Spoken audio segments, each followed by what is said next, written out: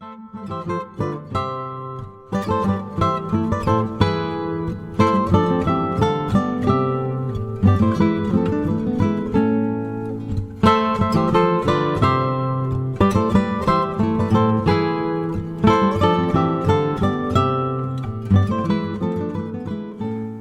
Tudor History and Travel Show is a podcast that brings Tudor history to life by exploring Tudor places and artefacts in the flesh. You will be travelling through time with Sarah Morris, the Tudor travel guide, uncovering the stories behind some of the most amazing Tudor locations and objects in the UK. Because when you visit a Tudor building, it is only time and not space which separates you from the past. And now over to your host, Sarah Morris. Hello, it's Sarah, the Tudor travel guide here. Welcome to this month's episode of the Tudor History and Travel Show. This is just a note to say that if you are hearing this, then you are not currently part of my membership programme and will only be hearing the first part of each show. In order to access full episodes of the Tudor History and Travel Show, you will need to become a member of my membership site, The Ultimate Guide to Exploring Tudor England, via the link in the description associated with this podcast. And today we'll be whipping on over to the county of Essex to see and visit Marney Tower, which is probably one of the most distinctive Tudor buildings in the country. Its glorious 5-storey gatehouse harks back to how the original would have once looked at Hampton Court, a truly magnificent sight indeed. But before we go there, I just wanted to give a mention to the fact that this week I am back from tour. Yes, last week I co-hosted our first inaugural tour for Simply Tudor Tours, The Rise and Fall of Anne Boleyn, alongside, of course, my co-hoster and co-founder of Simply Tudor Tours, Adam Pennington. And oh boy, did we have an epic week. We were treated to some amazing on-site experts and guides and lectures. We got well off the tourist trail and got into all sorts of nooks and crannies at the Tower of London and, of course, at Hampton Court Palace. It was truly a spectacular week, and everybody, I can say with hand on heart, had a fabulous time.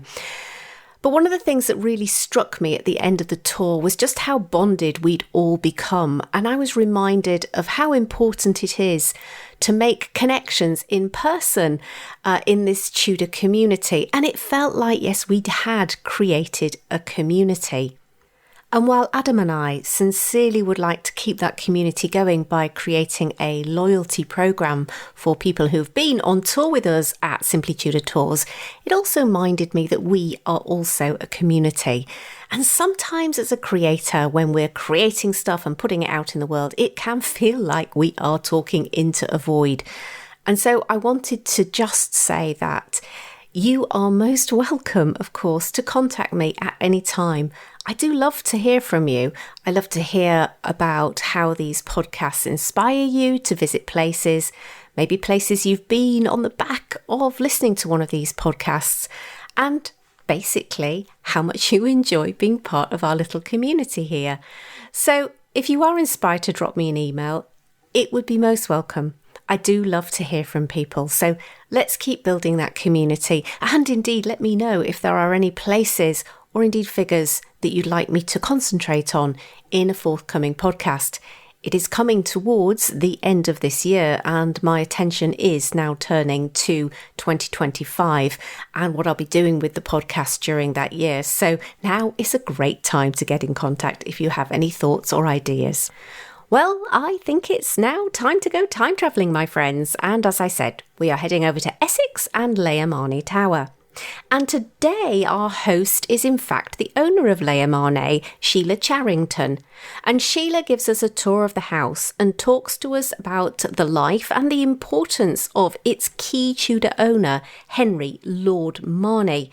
We also visit the adjacent church to see his splendid and rather unusual tomb. Now, do make sure that you check out our show notes page where you will see some images and some text that will help you and complement this podcast. And of course, you will also find links to Leah Marney's website. Do make sure you check that out. They have some great on-site glamping accommodation. So check all that out in the show notes page, and the link, of course, as ever, is in the description associated with this podcast. So, ladies and gentlemen, I give you Leah Marney. Welcome, dear listeners, to this month's episode of the Tudor History and Travel Show. Of course, it's me, Sarah, the Tudor Travel Guide, and oh, what a wonderful place I am visiting today.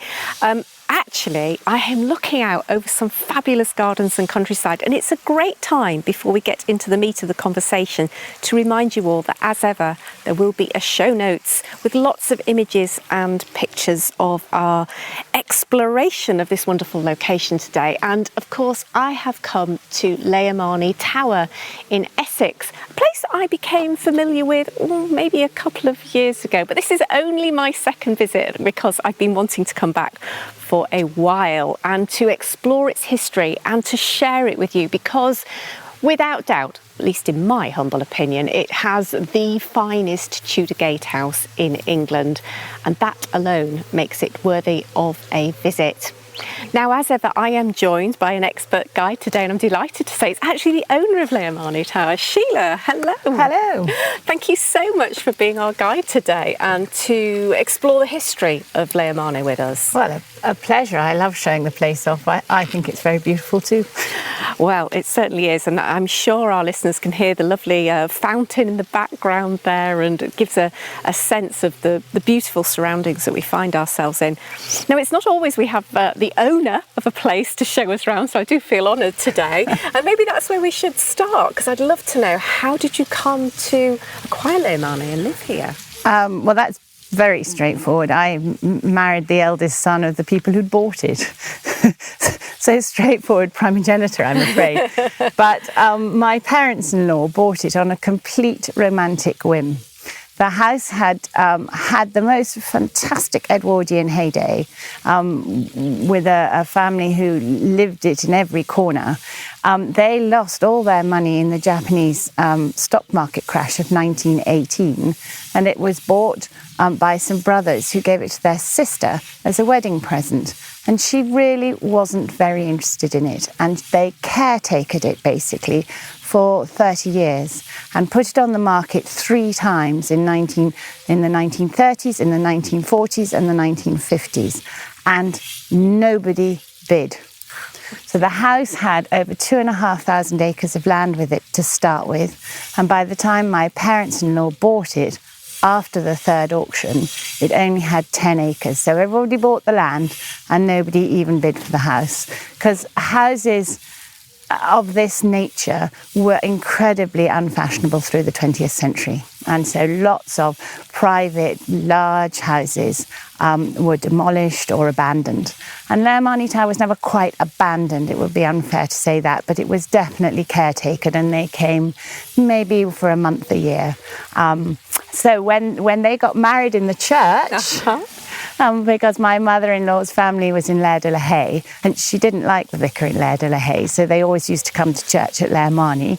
And about a couple of months after they got married, she heard it was up for auction, or up for sale, or failed to get a bid in the auction. So she wrote to my father-in-law, who at that time had been sent to Aden, and said, "Oh, Leah Marney Tower's up for sale."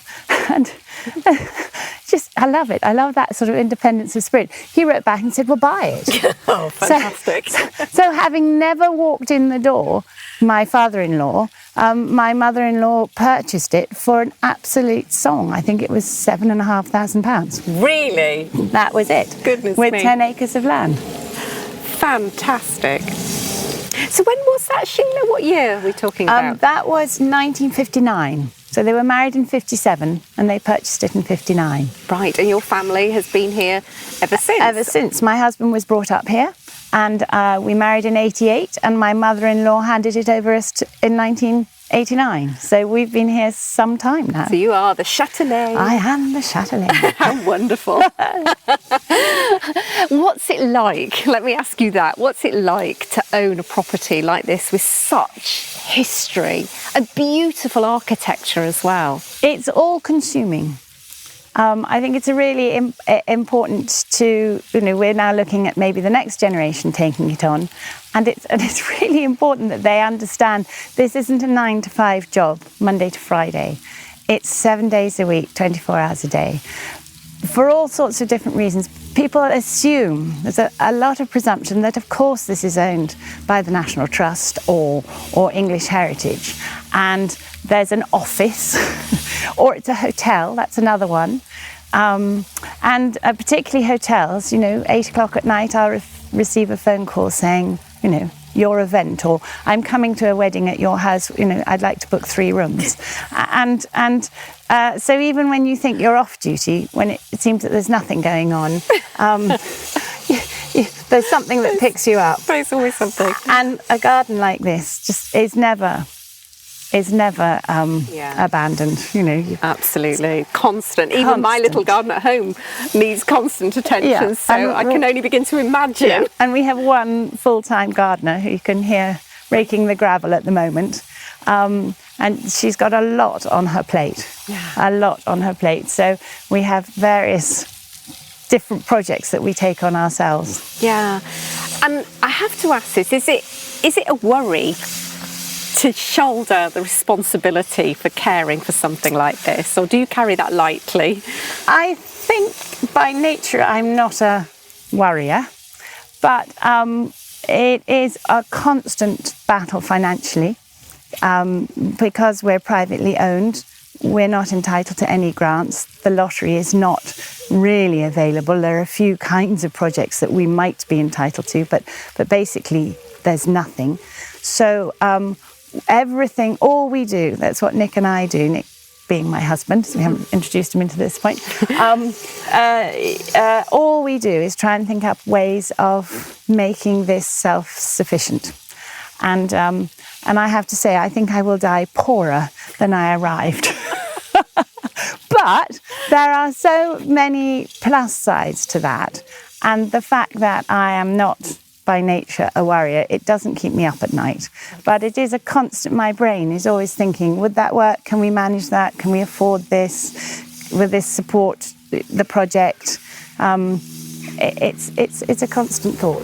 Okay, well, thanks for sharing that.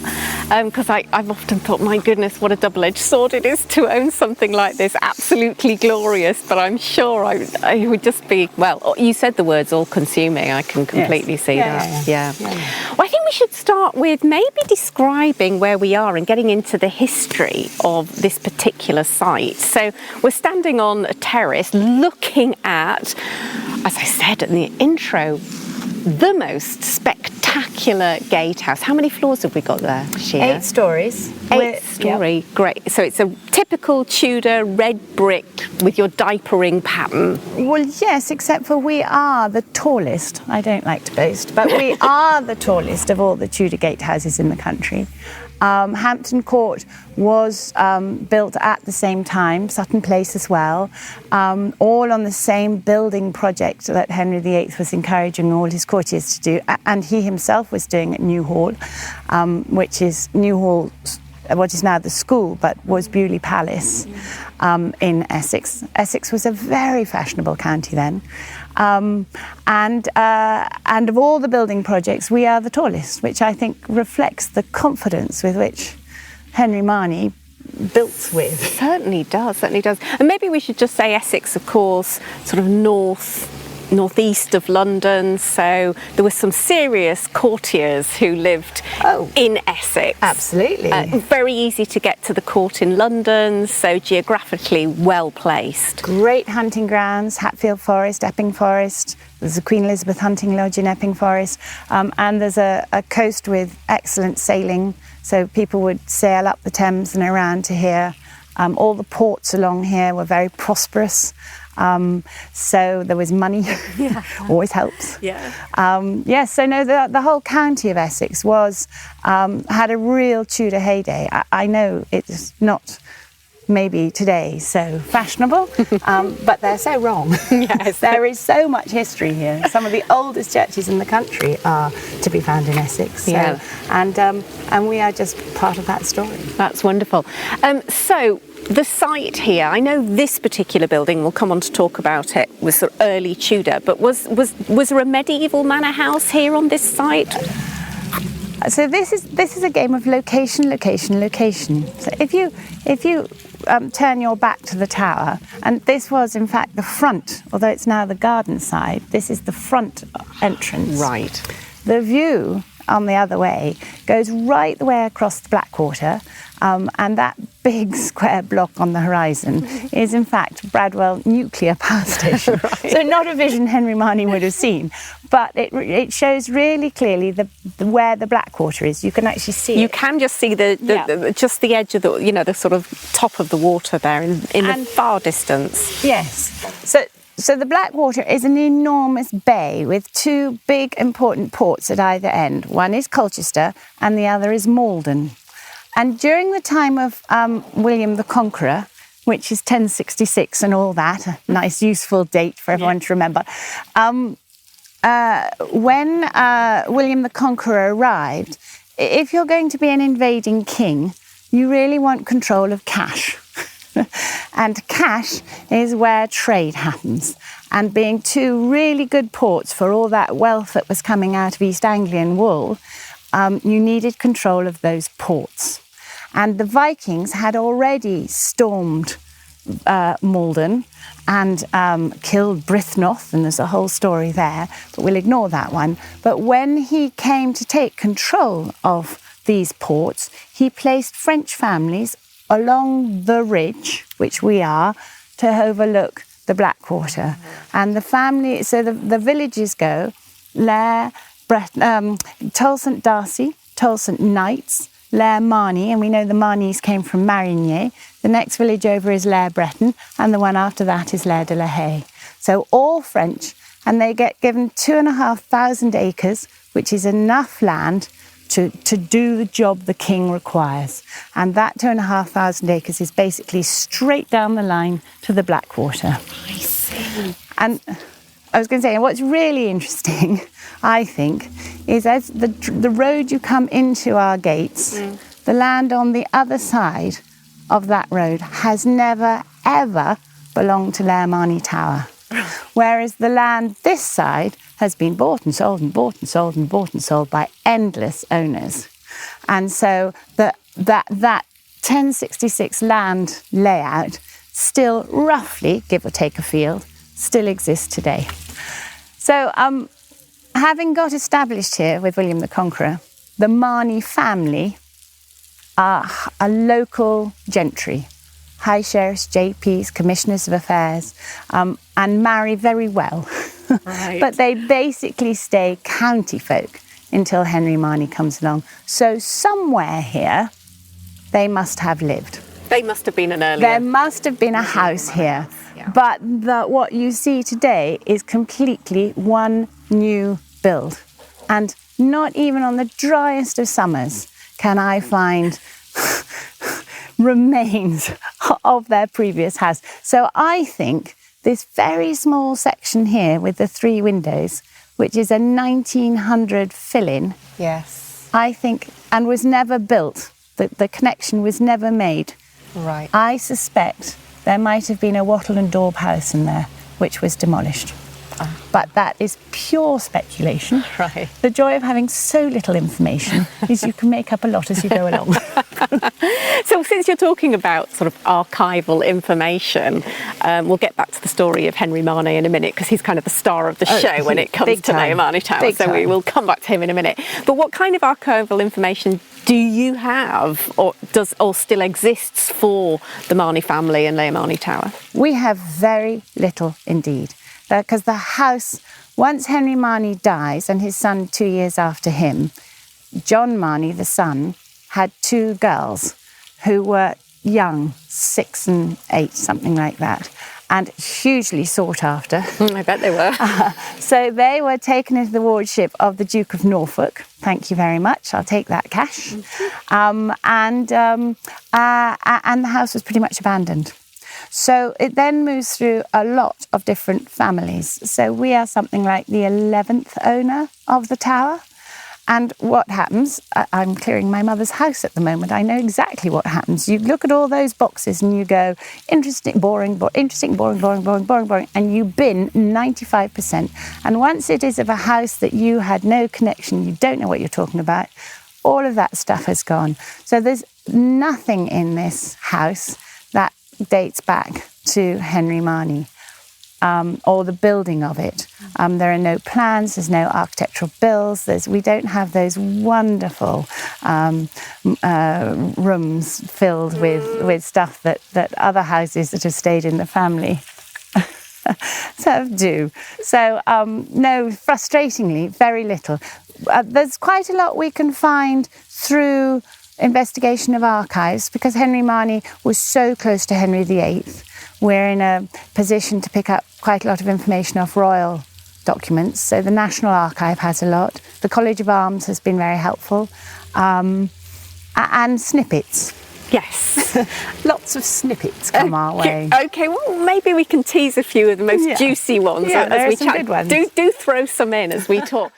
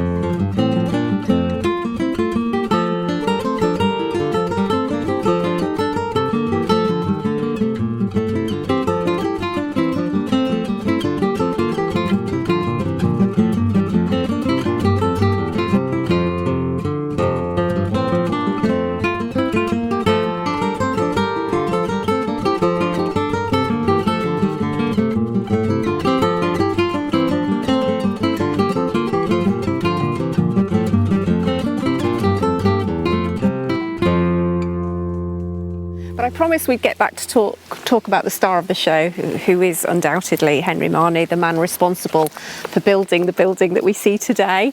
Maybe you could talk to us about him, his rise to significance at the Tudor court, and also, when did he start to build this beautiful house? Building dates, we're not entirely sure of. We don't have a given date when he starts, but Henry Marney himself, is an interesting and obviously clever man, and the runes unfolded well for him. He married very well, but most importantly, he was made a ward of court and brought into the Beaufort family while he was growing up. And his cleverest move was to become a lawyer. He went off to Furnivall Court in London, trained as a lawyer. And Henry VII, when he became King of England, and we're pretty sure that Henry Marney fought on his side, not necessarily at Bosworth, but was very much part of that battle. When Henry VII becomes king, he decides that the aristocracy are not completely dependable. So he brings in, for the first time, professional lawyers to help run his court. And Henry Marney is one of the ones that he brings in. And that's how people like Cromwell and Wolsey are able to get into such powers of position. They too are lawyers. So Henry Marney is brought into Henry VII's court, is obviously an efficient, careful, there are sort of complimentary comments about how good he is at the job that he does, thinks before he speaks, always useful. And one of the jobs that Henry VII gives him is to help run the household of his second son, the Duke of York, who turns out to be Henry VIII. And he is very involved in that, so much so there is a wonderful document in the College of Arms, which is an event plan, really. That's what the College of Arms did at that time. And it's a map. You stand here, and the event is the arrival of Catherine of Aragon to Britain. She has spent the night in Lambeth Palace. She's catching a boat from Lambeth Palace to the Tower of London, where the whole family are gathering before they ride from the Tower of London to St Paul's for her wedding to Arthur.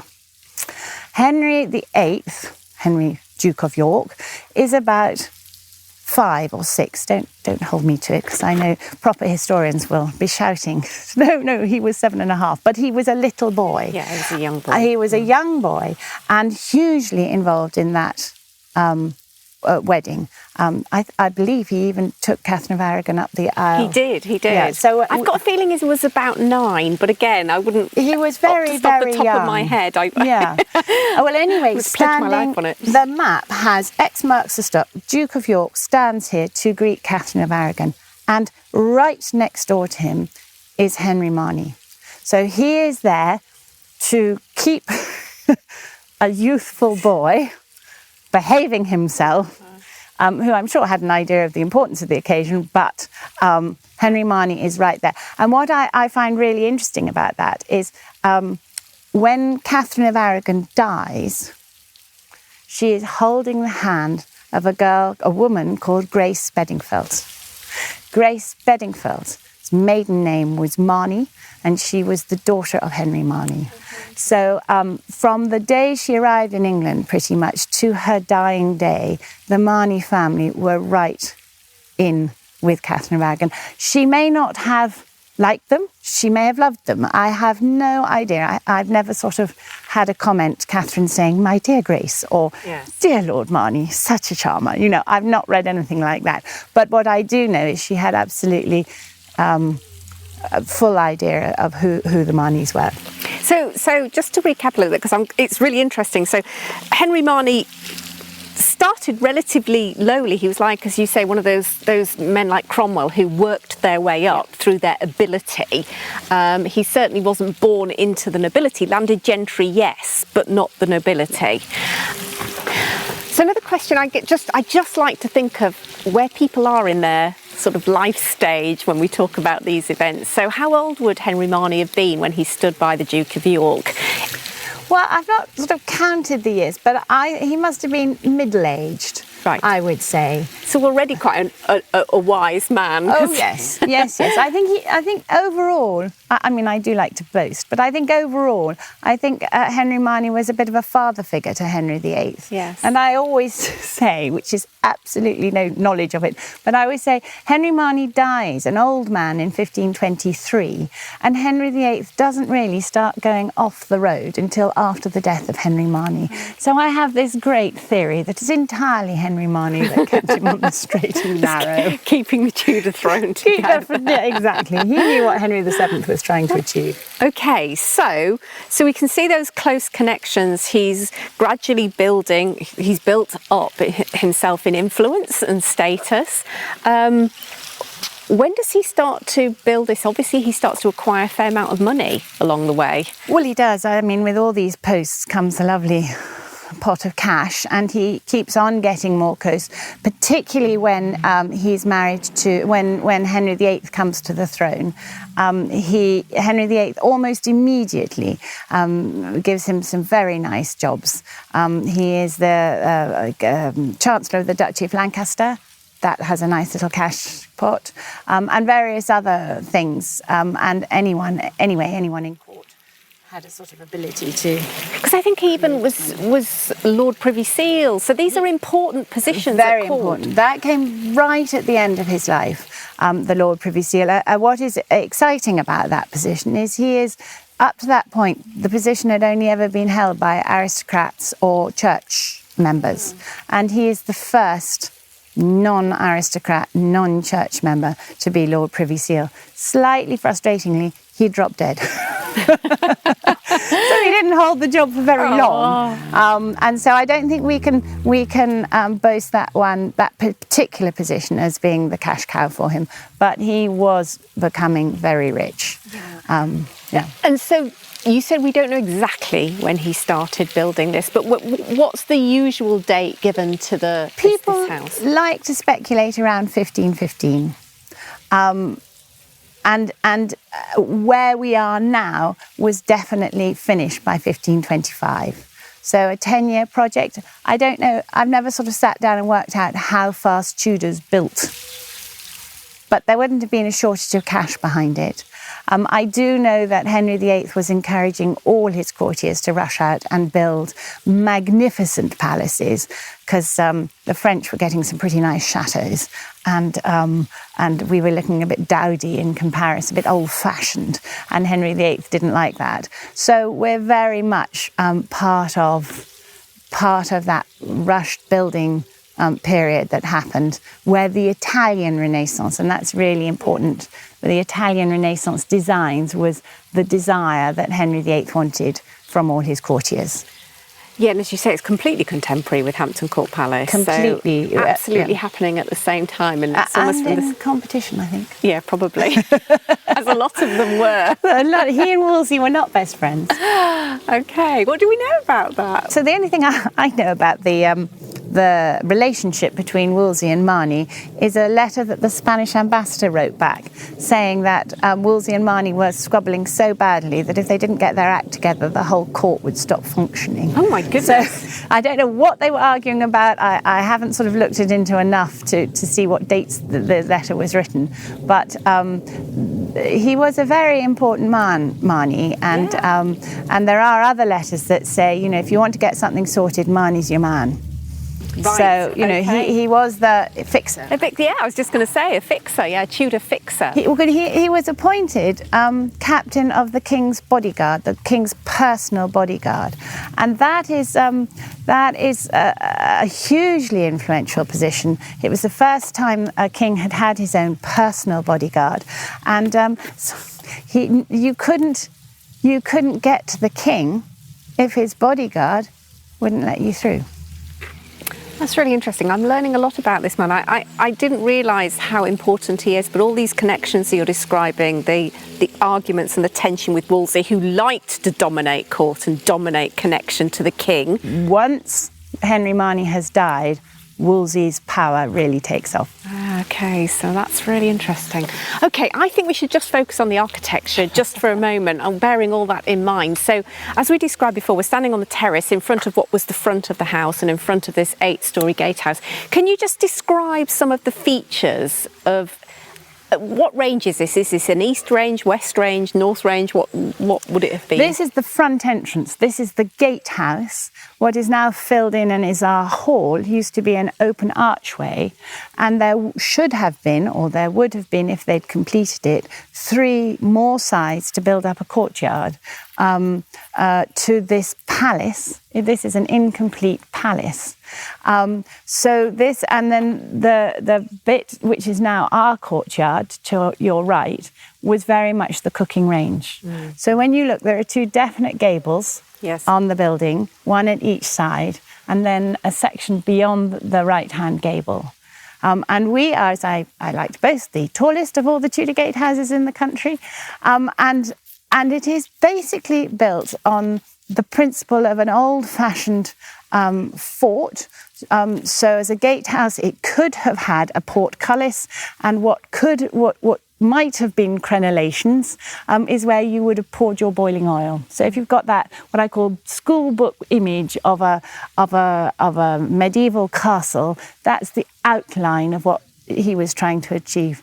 But he really picked up on Henry VIII's requirement for the Italian Renaissance to arrive, and he simply Italianized, Renaissanceized a medieval palace. So not only are we the tallest Tudor gatehouse, but sitting on the top are not crenellations. There are terracotta shells and dolphins, and our principal windows have these absolutely fantastic Italianate terracotta mouldings in the fenestration.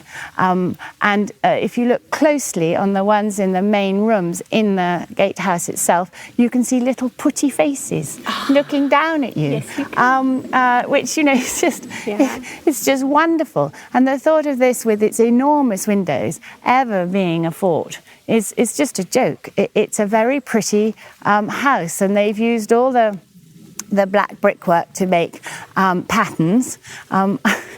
What I love about this, I don't think builders ever change. I remember hearing you say that it is only time that separates us. I keep on saying to people that they are just like us, but they have different toys to play with.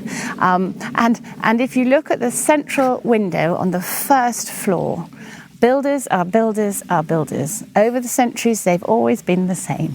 So if you look on the left-hand side of the principal window on the first floor, there is the most beautifully organised diaper pattern that goes up the left-hand side. Yes. If you look at the same window but on the right-hand side, they start off on a diaper pattern, and then I think it was lunch break. And then I think they forgot to get the pattern in, because it's just like knitting when you're putting in coloured bricks. Yes. You've got it's red brick, black brick, red brick, black brick, and then the next row is black brick, black brick, and you build up the pattern. So he completely forgot the pattern. Yes. And so he goes, oh, blast! I'll tell you what, I'll turn it into chevrons. So the top half is all chevrons, and I think he thought no one would notice. So he got away with that, but I suspect the foreman then came back and said, right, get it right. So in the next block of brick, it's completely beautiful. Yeah. And then you go to the top window, and on both the left and the right-hand side, the patterns are completely barking. They are totally different. Completely bonkers. And people have tried to put secret messages into the brickwork patterning. I think you're being far too generous. I think the brickies just were not on the plot that day. That's good. So, which is lovely. But there are patterns all over the brickwork, and it is this lovely, deep, rich red colouring. It's everything a Tudor lover wants when you go and see a Tudor property. You cannot mistake it for any other period. No. Except, as you say, you do have incredibly beautiful, ornate mouldings around the windows with that Italianate focus that you don't always see. I've certainly can't. Well, I think that's one of the few advantages that it being ignored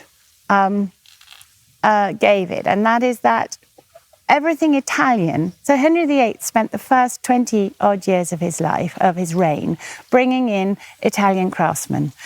What I like is he set them up in a building yard just outside Southwark Cathedral, because the guilds in the City of London wouldn't let them in.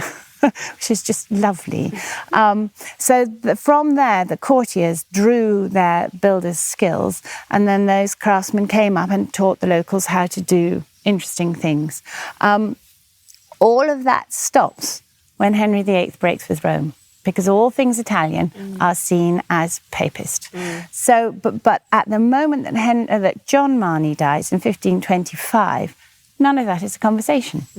Anne Boleyn hasn't really come along. There are no problems with religion. He still sees himself as a good Catholic boy. And so Italian designs are lovely. The house is then pretty much abandoned. And being abandoned means that nobody bothers to take it out. So Hampton Court used to have a lot of terracotta work, and quite a lot like this, but it was all removed and made less blatantly Italian.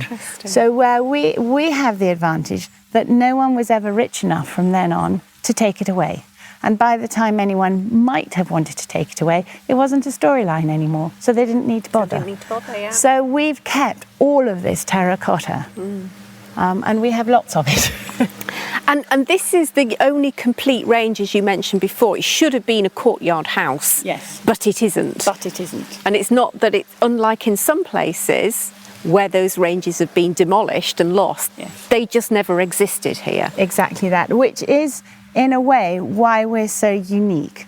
Because what we don't have is a front door, a magnificent hall, and magnificent staircase. Because none of those were built. You would have ridden through your arch, into the courtyard, got off, and gone in through the front door. Yeah. So this house has none of those, which means that when you have a palace complete and you can't afford to keep it all, and you decide some demolition is needed to get it down to a domestic level, you start at the least useful pieces, which is the gatehouse, because it has no front door, no hall, and no staircase. And so other places of equal size, I'm thinking particularly of Sutton Place, had their entire gate. First of all, they took the roof off the gatehouse, and then they finally demolished it. And there's a lovely story, because it was owned by the Getty family at one stage. My mother-in-law received a phone call from the Gettys, from Paul Getty, and it said, hello, well, American accent, of course, I'd like to buy your tower, and I'd like to move it brick by brick and put it back onto Sutton Place to create the completed palace, because I think it's Richard Rich who built Sutton Place. I know that the Weston family, it was the home of the Francis Weston's family, but whether they built it or not, I can't don't remember. know. Anyway, their gatehouse front facade has been knocked down, does not exist. And he wanted to take this and put it on to complete his palace. Anyway, my mother-in-law fortunately said, I'm afraid you don't understand British planning laws, and that's not going to happen. But she did get a very good lunch out of it when she went to Sutton Place. Oh, jolly good. Well, she was very lucky to get into Sutton Place, because I've seen pictures of it and what a beautiful house it is. It's a bit like Compton Wineates. That's another one that I'm desperate to get into, but of course is completely in private ownership. So she's incredibly lucky to have been round it. It's an amazing, fascinating place, and been turned into a very interesting foundation as well, I think. Really? So what is it a private Sutton Place now? I think it belongs to a trust. I think it's Getty Foundation, Getty Trust. But you might have to check that one out. If I can contact them, they might let me go round. They might. I mean, it is a very interesting, and again, another contemporary palace built in that same rush of courtiers building palaces. Yeah. So there's a whole load of us that fit in that category. I mean, you had to be in the super rich category to be building, but it was definitely the thing to do to please the king, and that's why he came visiting. It just would have been amazing to see this place in its full glory if it had ever been built. Well, we have actually got a model of the house as it would have been if it had been completed. Oh, let's go and look at it then. Come on. Let's go. Okay, and we've got Bonnie the dog with us today. She's coming along here. Yes.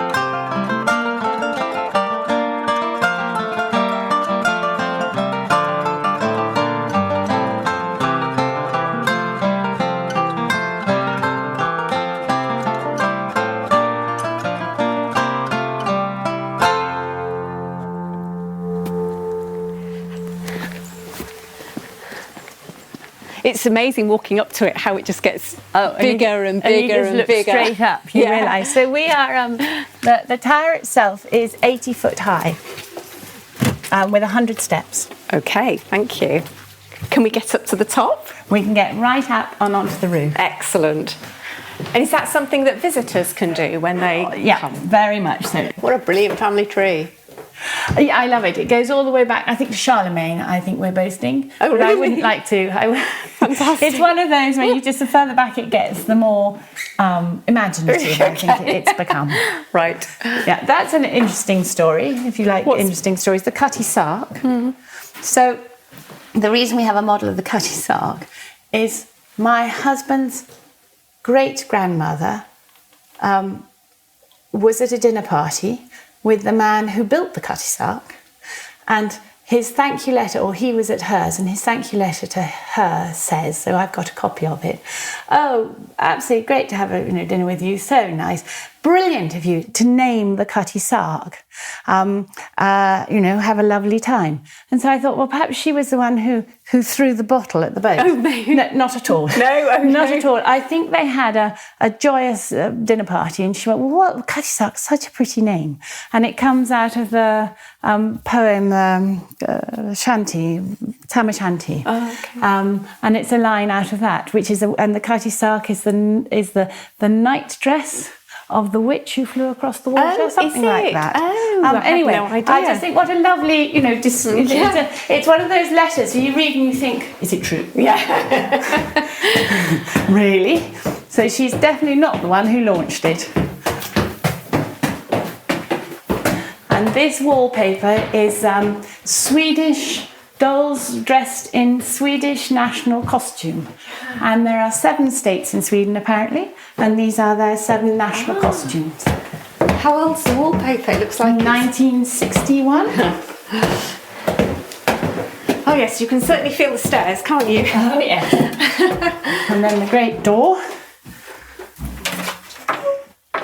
So we're going up one of the only 2 staircases that the whole building was built with. And in fact, here you can see it runs out. Yes. Oh my goodness!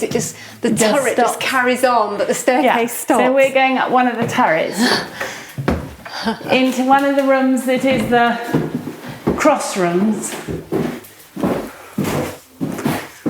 And then in this room, we have 39 crowns and crests of the Knights of the Garter.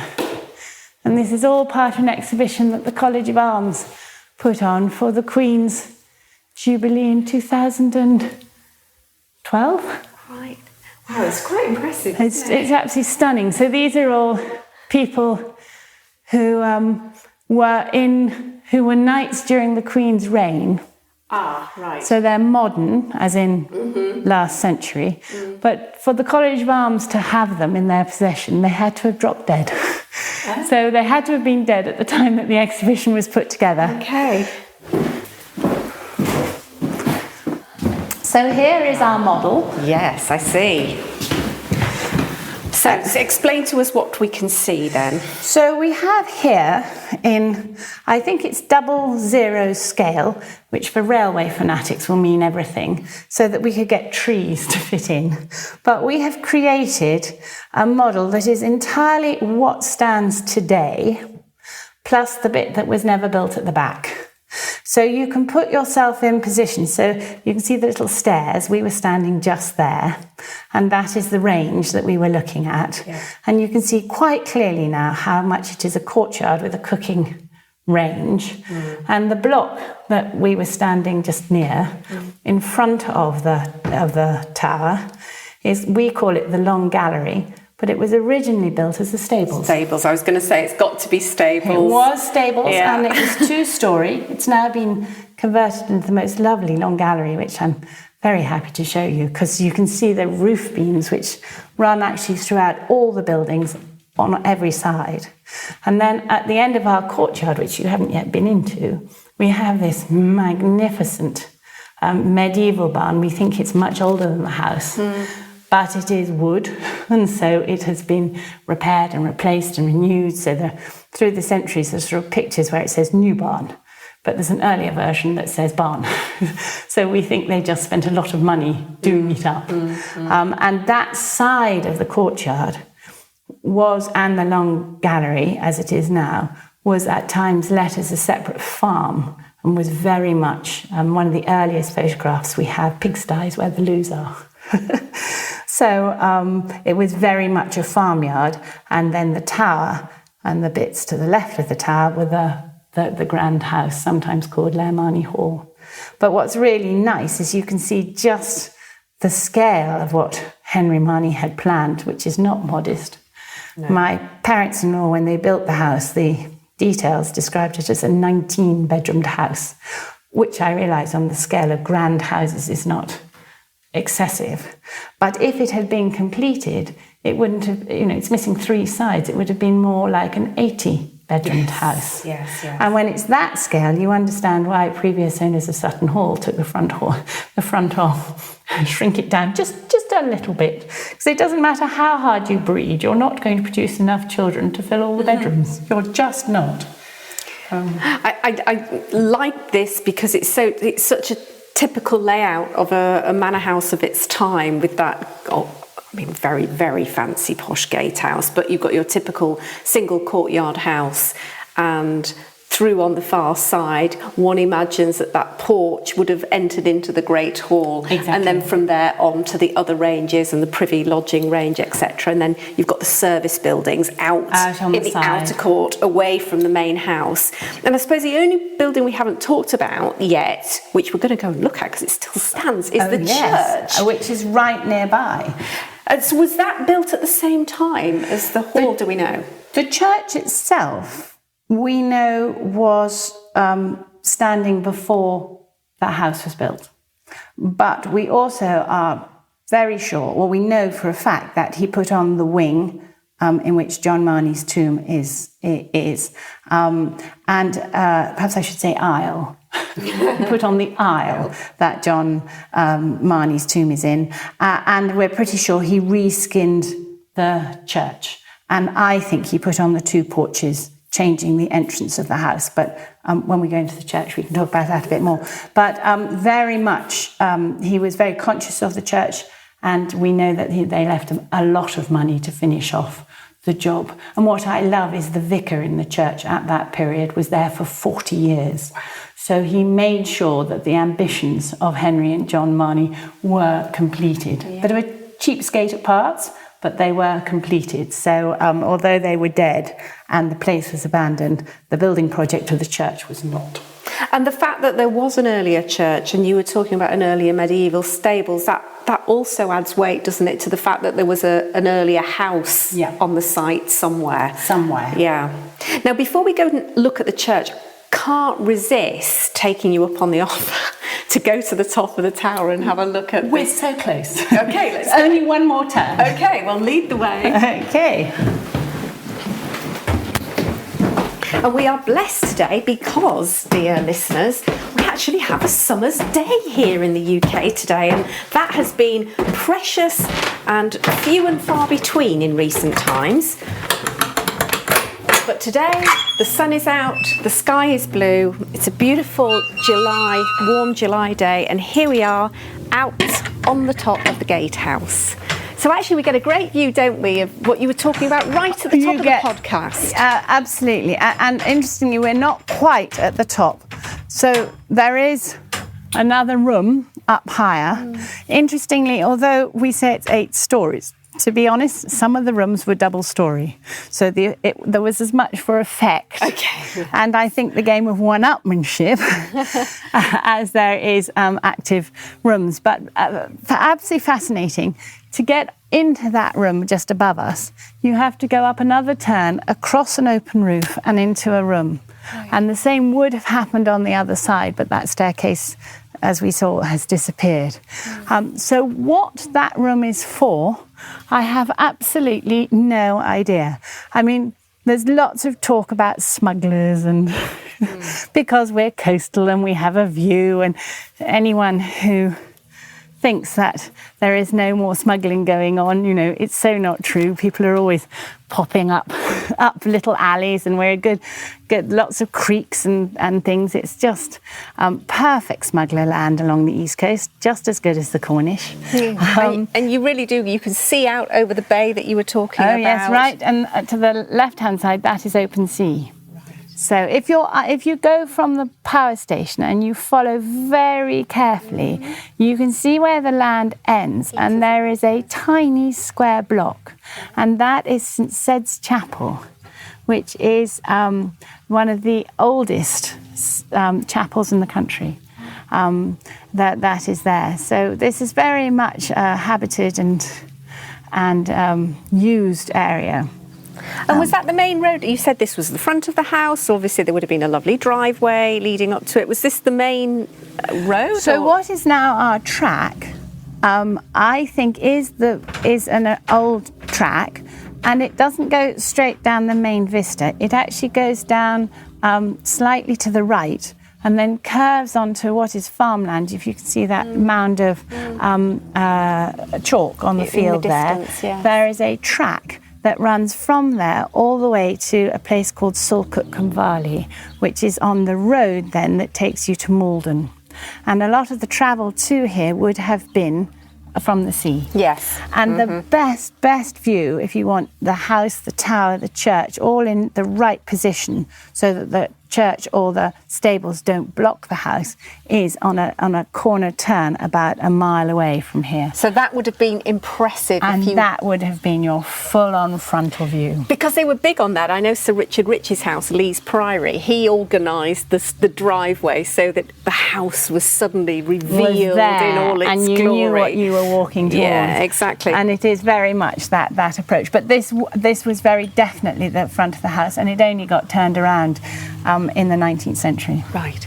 Now, downstairs, I can see where we were standing before, we were sort of heading towards talking about Henry VIII and whether he ever visited here. Did he come, or any other Tudor royalty visit Leah Marney? Everybody boasts that Elizabeth I came. And there is even a piece of stained glass in one of the only other Tudor house in the village, which I always thought was a dower house, but I think is built after this place. But it has a little glass roundel that says Elizabeth I came here, which makes no sense at all. And the best I can do with Elizabeth I is that there is a payment to servants to come and check it out before the visit. She definitely came to Colchester, so I think if she stopped at all, it was for a cup of tea or a loo break, but I don't think she stayed any length of time, and it's certainly not something that anybody boasts about contemporaneously. But Henry VIII absolutely, definitely came to stay here on his grand tour of 1522. And the fun thing for me is that Hampton Court is doing a huge project on the tours of Henry VIII, and the 1522 tour is the one that they are most interested in. So we have been ganging up with Hampton Court with various projects, which is really fun.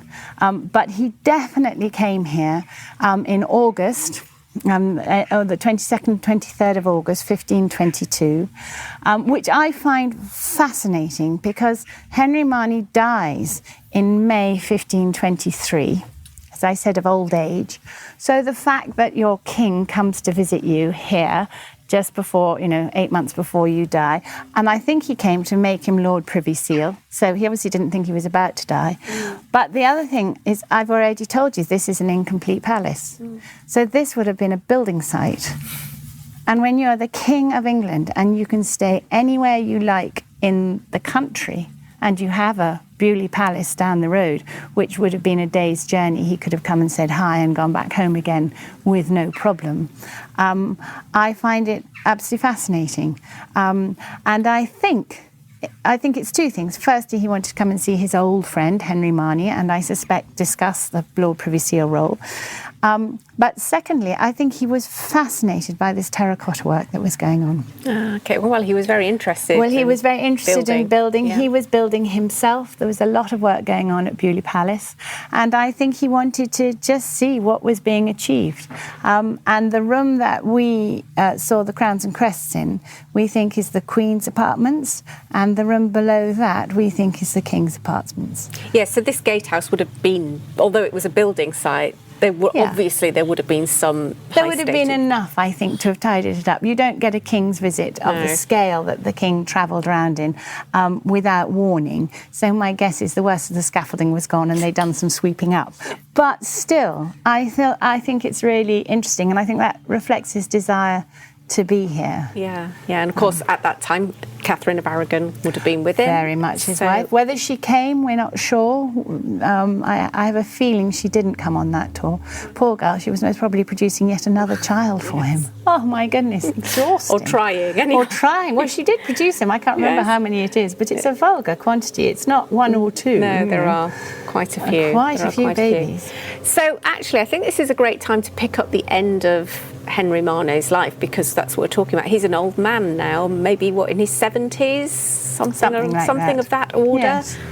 And he gets ennobled, doesn't he, just before he dies? 6 weeks before he died. Only 6 weeks. I mean, he hardly got into it. But my goodness, he is, from then on, he is talked about as Henry First Lord Marney. Right. And he's Henry First Lord Marney on his tomb, and and his son is very keen to be established as John Second Lord Marney. Right. And even more so, John's wife Bridget, who is just a lovely story, the second wife. So Bridget John Marney dies, Bridget having only been married to him for 18 months. John is incredibly rich. And her, there's a fabulous brass rubbing of her in Little Waldringfield Church. And it is her, in all of her Marney gloriousness, about 30 years after John Marney has died. And on one side, she has her third husband. She doesn't even mention her first husband. Her third husband, who is a slightly measly-looking chap. And on her right-hand side is John Marney. She's married to him for 18 months. And he is in his full Marney outfit. And the inscription says, "Here lies Dame Bridget Marney, wife of John, second Lord Marney." 18 months. 18 months she did with him. And sometime wife of, I think he's called John Ellis, but I can't remember. Full stop, died, 15 whenever it is. And you just think, I bet all of her life she made sure everybody called her Dame Bridget. Dame Bridget Marney, may I introduce you to my sometime husband, Yes. I bet she was a formidable lady. Yes. But anyway, it just makes me laugh when you realise the title lasted literally 6 weeks of John Marney's life and 2 years, 6 weeks of Henry Marney's life and 2 years of John's. But titles matter. So Henry just got in there, really. Maybe he realised by that time he was dying and he needed to do something to recognise all those years of loyal and devoted service. Yeah. Or maybe Henry VIII thought, actually, I've not done this man justice. Yeah, exactly. That's what I hope. Speaking of tombs... Do you want to go see the church? I would love to see the church and the fabulous tombs. Let's head in that direction and we can maybe explore.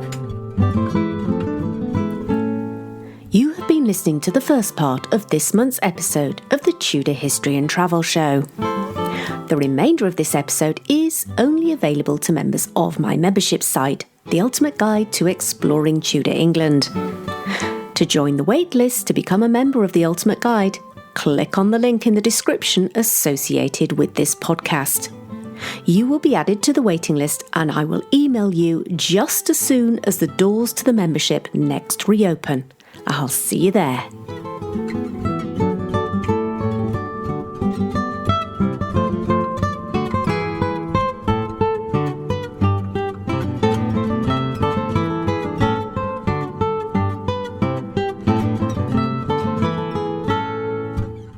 Thank you for tuning in to today's episode of the Tudor History and Travel Show.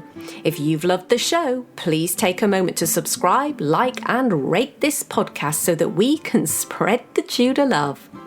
Until next time, my friends, all that remains for me to say is happy time travelling.